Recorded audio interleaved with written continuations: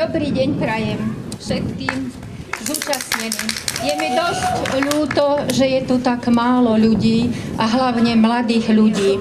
Som Tatiana Šidlová. Chcem vás upozorniť, aby ak sa nezjednotíte, ak budeme bojovať iba každý sám a ak osamelo, tak sa vám stane to isté, čo mne.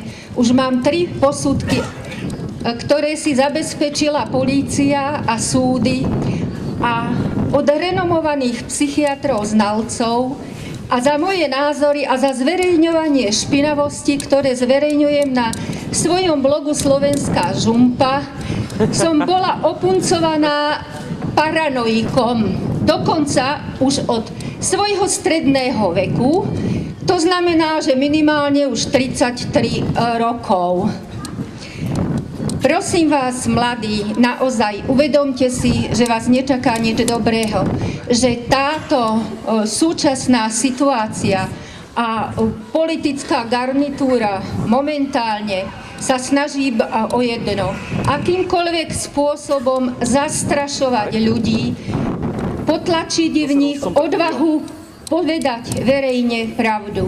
Ďakujem vám za pozornosť.